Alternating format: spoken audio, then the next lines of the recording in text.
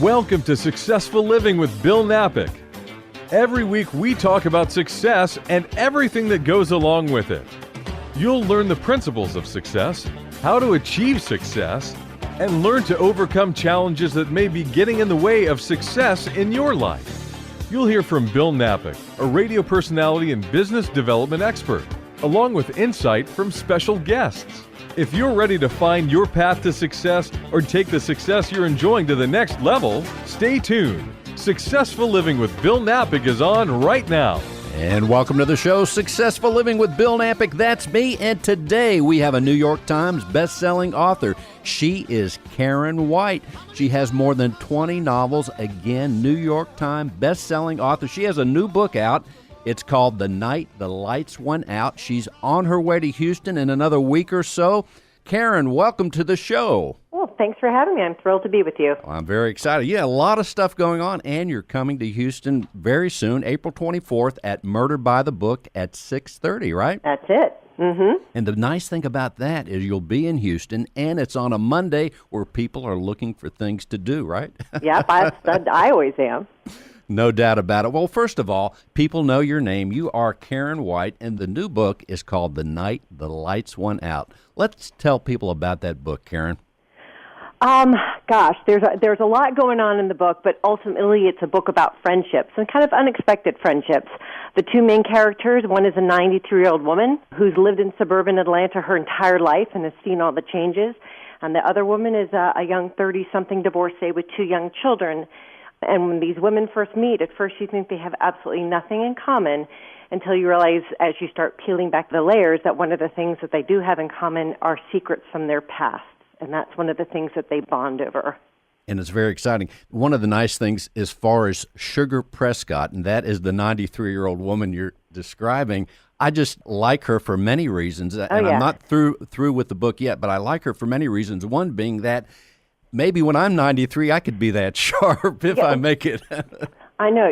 She wears a Fitbit, and I have to say that she is loosely based on an elderly woman that I have known here. She was in my book club who was just so feisty. And now as my parents are getting older and they live in a retirement community, and I look at different, the different elderly people, and you know what? They don't all fit the stereotypes that we have of elderly people. And I kind of wanted to use this as a way to, here's this woman, she's 93, and you know what? She's like, everybody should have a Sugar Prescott in their lives because she's wise, she doesn't take anything from anybody, she knows who she is, and she's kind, and she's my favorite character in the book. She really is, and she's very smart, too. And she's smart, and she's wise. That's what I love about her, and she's sort of the glue of everybody in her community. Everybody knows who she is and has had some kind of interaction with her. And she's still in the business world as she rents her house out to Mary Lee, right? Yep. I live in suburban Atlanta, and I guess it's similar to Houston. I lived in Houston when I was, a million years ago, and I was a little girl, and my father's been by our house, and you see how these cities just sort of sprawl out into the suburbs. Well, Sugar Prescott, her family used to own all the farmland that is now this town of Sweet Apple, which my hometown here in Georgia is based on. And she sees all the changes, and she realizes that some of them are good, but a lot of them are not. So she uses that in her day-to-day existence. But you know what? But she won't sell her land, but there's a reason for that. But she also realizes the importance of keeping the old while embracing the new. And that is a great thing. Also, if people have not already picked up just three things, two of them are the characters, Mary Lee, Sugar Prescott, and it takes place in Sweet Apple, Georgia. That sounds like the South, just those three elements. Well, it's funny because the town that I live in is Milton, and I will admit right now that is where Sweet Apple is based from. And our historic downtown area is called Crabapple. Oh, boy. And I was thinking, okay, well, I can't call it Crabapple because then everybody will think that it's nonfiction, and it's a complete work of fiction. So I was like, okay, Sweet Apple, there we go, because there's a elementary school called Sweet Apple Elementary not too far from downtown Crabapple. I'm like, there you go. It's going to be the town of Sweet Apple. And the textures of the book and the story, where it takes place, the characters, the whole idea as Mary Lee, and I don't know the ending. Again, I'm about halfway through, but also the fact that she rents a cottage. That just the way you describe things, Karen, is just really awesome. I've enjoyed the book so far. But she's renting a cottage. That sounds like a great thing to rent.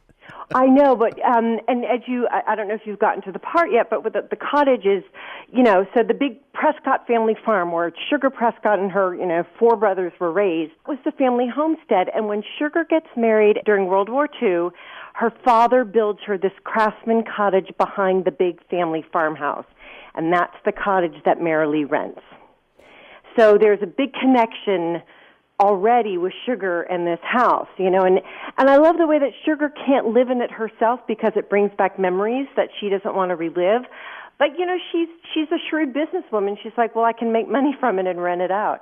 That's right. And also, as she has that connection, I think she cares, as she's caring for this character, Mary Lee, she cares for the property and she cares who's in it. I don't think she's going to let just anybody be in her cottage.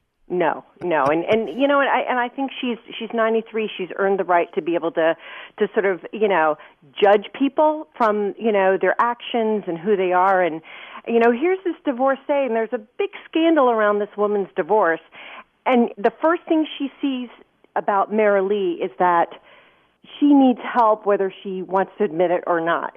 And Sugar remembers being in that position where you're alone in the world, and she doesn't want to, but she reaches out to this younger woman, and she pretends to be all, brushes her aside and everything. But there's that connection from the very, very beginning between these two women. They each recognize something missing in themselves in the other person. And we've all been in that position in life where we're starting over again. Right. And that's so well put. What is the website, Karen, for people to go to your site? Karen-White.com. Karen-White.com. I would suggest people go to the site and/or the bookstore, Murder by the Book, and look just the cover of this book. I mean, first of all, it's gorgeous. Yes, it really is. It is unbelievable. And I think back to my days where I got interested in books as a young man or a little guy, going into the bookstore, books and magazines. It's the covers many times that draw us in, and this is doing a tremendous job. People really do judge a book by the cover, and the wonderful art department at Penguin does all of the artwork for my covers, and this is my 22nd, I think, novel, and it is by far my favorite, hands down favorite. They just nailed it the first time. I mean, the colors, the person on the front, the everything.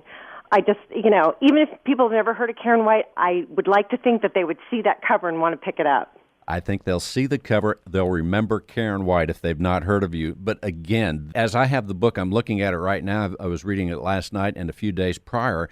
And as I'm looking at it, I'm like, okay, I don't want to put it down. I want to put it where you could see the cover. Yeah, I'm going to have to get a huge poster of it framed for my house because it's just stunning. It really, really is. Well, let's tell people, before we move on and talk about a few other things, as far as the book, we're talking with Karen White, The Night the Lights Went Out. What else would you like people to know about this book, Karen? It's a little departure from what I usually write. I mean, I always have a historical element and, a mystery that's based in the past that sort of influences the present. This book is a little bit different. I spend most of the time in contemporary times. We go back a little bit into Sugar's past in the 30s and 40s and 50s, but it's mostly a contemporary story. And what's so cool is that the big mystery in this book actually is modern time. And so that's a little bit of a twist, and it's also a little more, I'm not going to call it a thriller. It's not. It's still a very, very much a Karen White Southern fiction book about women's relationships and friendships. But the twisty thing in here is why I like to call this my Steel Magnolias meets Girl on the Train. Interesting. Now, also, as far as some of your other books, let's say someone's hearing about you for the first time. You have been around with all these books for quite a while, but if they're hearing about you the first time, describe some of the other books and maybe the next one they should pick up after The Night the Lights Went Out. Right. Well, all of my books are set in the South. It's what I relate to. Both my parents are born and raised in Mississippi, and even though I lived all over the world growing up, I always, every summer I spent in Mississippi, and that's how I identify with my grandparents and my cousins and all of that. So my books are always set in the South. There's always some cool elements in there, like a mystery, history, a little bit of a romance. But the heart of my books are always the woman's journey. My heroines are always female. And in the beginning of the book, they're always in a hole that either they have dug for themselves or circumstances have dug for them. And the book is about them crawling, finding a way out of that hole and moving forward. So that's why, people call it, I hate categorizing anything, especially my books, because I think they're all very different. But I think at the heart of my books are a woman's journey, finding her place in the world, finding what she calls home, finding family, finding her way out of that pit that she has somehow fallen into. And it sounds like all these books, it'd be nice to have a glass of sweet tea as we read them. Absolutely. All right. Sit out on your front porch and have your sweet tea and read one of my books. Or go to the beach, It sounds like a great prescription for adventure and fun. Really, the way you set the scene in this book that I'm reading is The Night the Lights Went Out is really, really incredible. Now, also, tell us about the Trad Street novels. Trad, that is like a main, that's basically a main artery in Charleston, South Carolina. I've never lived in Charleston. I've never lived in the Low Country of South Carolina, but most of my books are set there because it's, as you said, setting for me is as much a character in any of my books as any of the actual characters. So I have to have a real affinity for it. I think of The Night the Lights Went Out because I live here. I'm very much immersed in the setting, and it's home for me. For the Trad Street series, Charleston is one of my favorite places on earth, and I will live there one day. My husband is not aware, but he will be eventually when I buy my house. But Charleston just has this really deep thing for me. And so the Trad Street series, it's I like to call these my Sixth Sense meets Moonlighting meets National Treasure books. It's about the main character is a sort of a quirky OCD realtor who is very successful at what she does. She specializes in historic real estate. And but the one thing is she hates old houses. And the reason why she hates old houses is because she sees dead people. And these old houses always want her to help solve a mystery. So her sidekick throughout the whole series is a true crime mystery writer, Jack Trenum, who, in the very first book, which is The House on Trad Street, she inherits a house that Jack is actually doing research on a book, researching the mysterious disappearance of a woman who lived in the house during Prohibition. So that, bang, you go, and so the backdrop of the whole series, it's now up to the fifth book just came out in January, The Guest on South Battery, and there will be 2 more, so a total of 7. But the backdrop for the whole series is Melanie renovating this house that she says she hates, but of course she grows to love because it becomes her home. Isn't there also a character in there named General Lee, if I remember? Yes, he's a dog. Because when I first started writing this series, I'd gotten the first dog I've ever had in my life, whose name is Quincy. He's a black and white Havanese. And I was training him when I was writing the book, so I had him tethered to me so that I could tell when he needed to go out. And I remember just sitting working on the house on Trad Street, and he's looking at me and I'm looking at him. I'm like, okay, I'll put a dog in the book. So I put him in the book, but I needed a more Southern Charleston name. I was like, okay, General Lee. So General Lee is in the entire series, and our girl dog, he gets in trouble, has a litter of puppies. Oh, no. And so there's a couple of puppies in this last book. Because it's Charleston, the 2 puppies are Porgy and Bess. Well, it leads the question, and you've answered part of it, but that is, when you, as a writer, are you always thinking about ideas as you're out there doing your normal things? And when Constantly. Yesterday I was watching a silly Geico commercial, and just like a turn of phrase or something that has absolutely nothing to do with anything just like sparked something in my imagination, and I'm like, a whole book idea came from that, So it's just, I think, the way that I am wired, where I can hear something or see something or think something or smell something, and all of a sudden it's like, a match to dry kindling, the fire for a story idea is there. And how do you capture these ideas? If you're getting ideas all day long, do you have a system? Do you write note cards? What do you do to capture that idea? Well, here's the scary part as I get older. I have found that when I write down an idea, it stops. It stops simmering. It stops evolving. So I like to say that I have a stew pot in the back of my head where I throw these stray ideas that I come across while I'm Well, I'm writing another book, these ideas are coming and I throw them into the back of my head. And when I'm ready to start my new book, I see what's there, what's simmered the longest. And people say, well, what if you forget something? And you know what I say is, well, if I've forgotten it, then it wasn't strong enough to make a book. That is a great point. And let's tell people again, Karen, the website is karen-white.com. That's correct. Easy to remember if you're driving, karen-white.com. And also, as you mentioned, you have some other books that are going to come out here at the during the year? Well, the one that comes out on April 11th, The Night the Lights Went Out. Yes, it's named after the song, but it's not related to the song. That comes out April 11th, but I had The Guests on South Battery came out in January. And it actually hit number 10 on the New York Times hardcover list, so I was very excited about that. But 2 books is my limit for the year. I can't do more than that. So that's it for the year. I'm going to be working on a couple more projects for the rest of the year, writing them, so that by next year I'll probably have 2 more books out as well. Yeah, that's right. You have to get working on getting that house in Charleston somewhere during exactly. during all this. I'll never be able to retire. Okay, many people want to write a book, and of course the dream is to go on tour like you're doing, have people know about you, and be on the bestseller list. But when your book went to the New York Times bestselling list, tell people what that was like. How excited were you when that first happened, and what book was it and when? It's funny because the first book that ever hit the list was book number 2 in the Trad Street series, and it hit number I want to say 17. I'm terrible at remembering numbers, but it wasn't in the top 10. I thought it was a joke because a friend emailed me. Like, my publisher wasn't even planning on it. They weren't checking the list for my name, and then I get this email from my girlfriend saying, "Hey, did you know?" And I immediately called my editor. She's like, "Let me check." Oh, my gosh, you're right. But I was, it just never, ever, ever occurred to me that one of my books would sell that many copies to make it on the list. And I thought it was a fluke. The second, third, fourth, fifth time it happened, I still thought it was a fluke. So, it never gets old. I never take it for granted. And, but I'm kind of at the point in my career now where I can appreciate it because I know how hard I worked for it. It's not a given, It's something that I've had to work very hard for, and it's kind of a nice validation. Getting emails from readers is also a validation that my words have touched people who I will never meet. But it's a validation of selling that many books means that, like the Sally, what's her name, Sally Fields, they like me, they really like me. Mm-hmm. That's kind of how it feels like.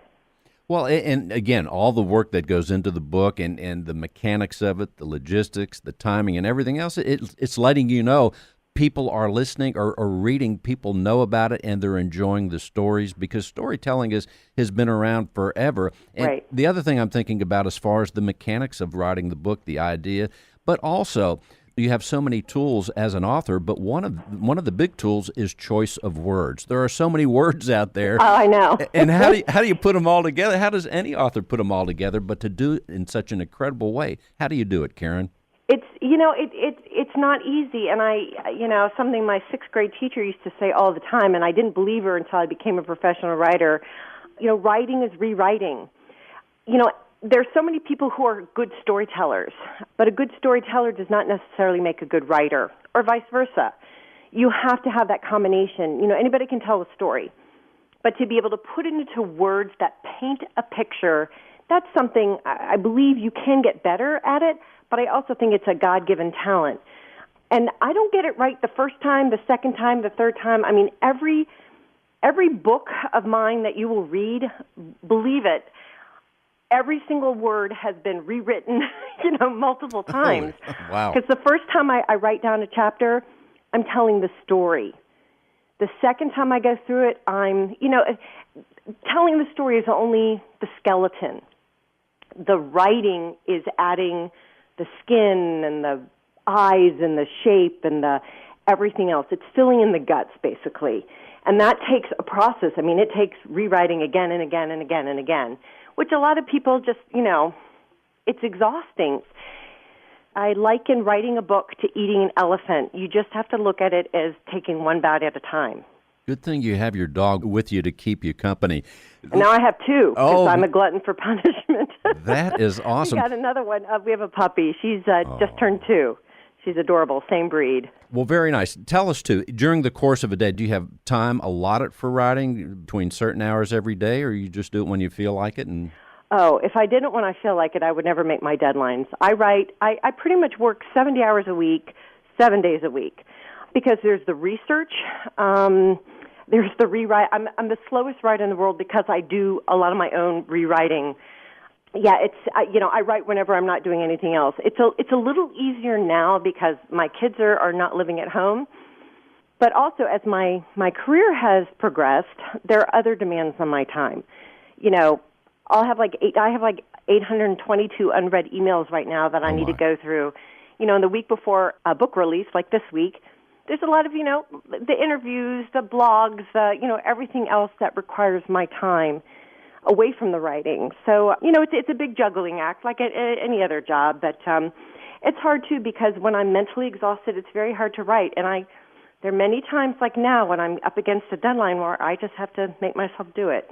Well, Karen, we're so appreciative that you are here with us today, and people can not only get the new book, The Night the Lights Went Out by Karen White. You can go to Karen-White.com, and you can actually, those here in Houston can meet Karen Monday, April 24th at Murder by the Book, and people could see you, get the book there, and actually shake hands with you, right, Karen? That's right, and that's at 6:30. And remember, books make lovely gifts, especially autographed books, because they're so easy to wrap. They're rectangles. That is correct. 6:30 p.m. on a Monday night, Karen, with the last 50 seconds or so. What else would you like people to know? Oh, gosh, just, it's summertime. Get a bunch of books while you're at the bookstore and read. We all need to get back to books, y'all. Put away the phone and enjoy the joys of reading again. I couldn't have a life without my reading. Indeed, and I will drink some sweet tea to that. And I also have 2 dogs, and I'll tell them the same thing. Yeah. Thank you so much, Karen, for being on the show. I'll hope to meet you here soon. Thank you so much. You bet. And ladies and gentlemen, this is Karen White and Bill Knapik on Successful Living. You can see Karen right here in Houston, April 24th at Murder by the Book at 6:30 p.m. Get her new book, The Night the Lights Went Out, and Karen-White.com. Thank you for listening. You can go to Bill Knapik Radio Shows for the complete show archive. You can hear this show again and again. Thank you again, Karen White, for being on Successful Living. Thank you for having me.